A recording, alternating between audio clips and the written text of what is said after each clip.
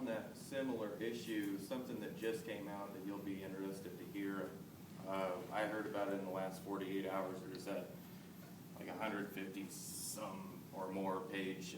ACLU report? Yeah. Yeah, I haven't had a chance to read it. An 8-to-1. They looked at the use rate of marijuana versus in black populations and white populations, which was generally pretty much the same, whereas arrest rates were 800% higher in the African American population. And that was for Iowa. We were dead last out of all 50 states as far as equally, carrying out the laws. So, what's that? We were at the wrong end. We were at the dead last 50 of all 50 states in how well we were equal and fair about doing that across the various ethnicities. So I think that's a major concern. And it's hard to support then these things that are these efforts to house and to process those kind of arrests. It's hard for me, for my property taxes, for me to want to pay towards a system that's doing that to anyone. And so it's really hard to support. And when will we talk about maybe some different seats? Since we're looking at September, I'd sure like to get involved, or some other people in the public involved at least, whether it be. Yeah, I've read the same statistics, and I kind of wonder how they reach those numbers, because law enforcement, they don't really log people by race or heritage. I don't know how they come up with those numbers somewhere else. It's an FBI. It's a special FBI report. Pardon? It's a special FBI report. Yeah, but I say, I don't know how they come up with those numbers, because, the Hampshire sheriff, they don't log people by their race or creed or nationality. It may have something to do with, socioeconomic, the both aspects of going into that. I know the last time I drove Somebody sent me a link to this report. It's on the We can handout. have Andy email it out to everyone, the link to it. It's on the handout. Oh, I'm sorry. Oh, is that the same report? Oh, you have No, both- it's you have it's both two. of them. I have both of them. You now have both of them. So you have the ACLU and then the other one that was spoken of. Okay, I'm about to lose everyone. Carolyn? Well, I couldn't agree with you now more about the city council. The thing is, the deck is stacked against the public in this. And the conference, or the charter commission meets next year. I checked on that.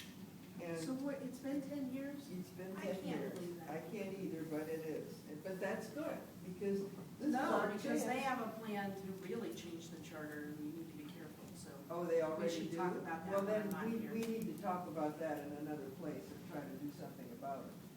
The other thing is, I have a question, and that is, what are the properties that are directly across the street from the current jail earmarked for? They were so we would never be landlocked again. So there's 3 of them that Iowa City had purchased because they were slums. Iowa City owned them and the county then bought them from them. Right, And then there's 3 that the county had bought and there's 1 that we don't have. right. And they were purchased so that we would never be landlocked again. Oh, And With- actually, actually- the purchase of the GSA property, tying that all together. Right. Well, and actually, even more specifically, the 3 that we bought from the city originally in their plans were going to build a parking ramp there. Those houses were bought with parking funds, which then what happened when the county bought them, they turned around and used those funds for the St. Pat's Parish area. That's where they decided they were gonna put their parking ramp there instead.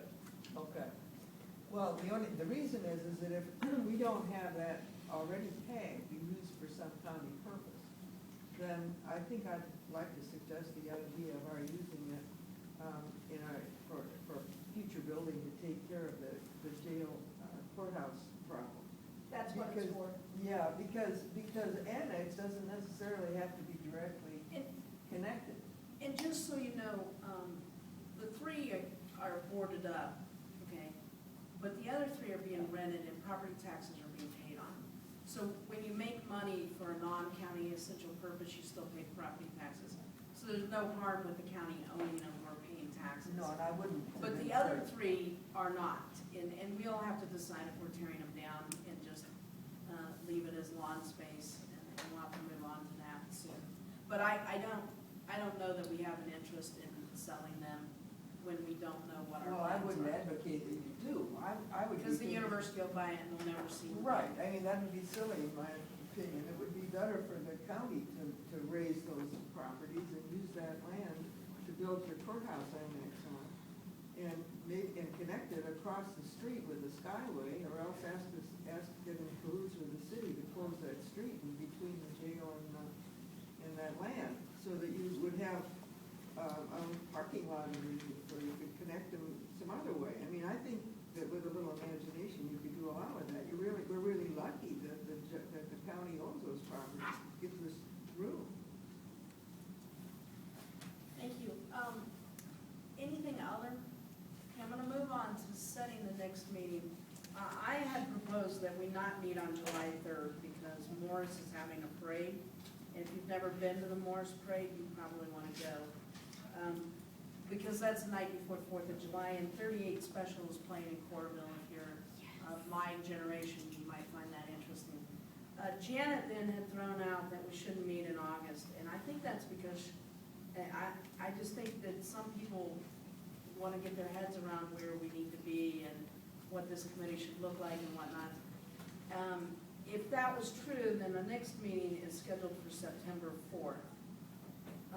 And I just need to know what the will of CJCC is. Now, that doesn't mean the Board of Supervisors itself won't be working on this issue, because our job is to provide safe and secure space. I mean, a lot of other issues, and so I think the board is going to need to work on our capital improvement plan, 5-year of safe and secure space. So the board itself may be having discussions on space needs. We intended to have some this week or next week, but then the flood came, and so we're rearranging our schedule, and so we anticipate to be having more internal conversations.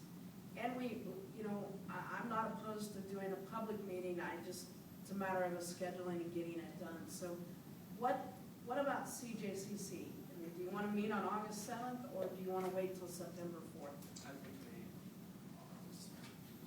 I was just thinking before the meeting, I would send out letters to committee, see what's remaining on it. Yeah, I think we could do that.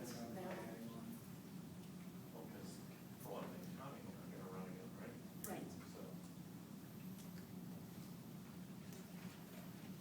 So we would send out letters to committees, see if they wanted to be on here, and probably the board then would start advertising replacements. So I heard an August 7th, and I heard a September 4th. September 4th. Okay. Anybody want to dissent? Okay. So the next meeting of CJCC, that doesn't mean we won't be working on this issue in other ways, is September 4th at 4:30. And I think if the chief judge has something to say, we can discuss this, maybe we can all.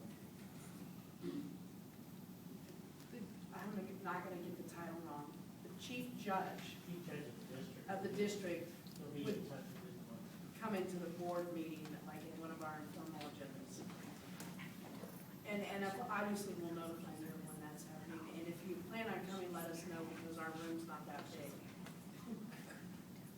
All right, is there anything other from anybody? Okay, we're gonna adjourn. Thank you, everyone.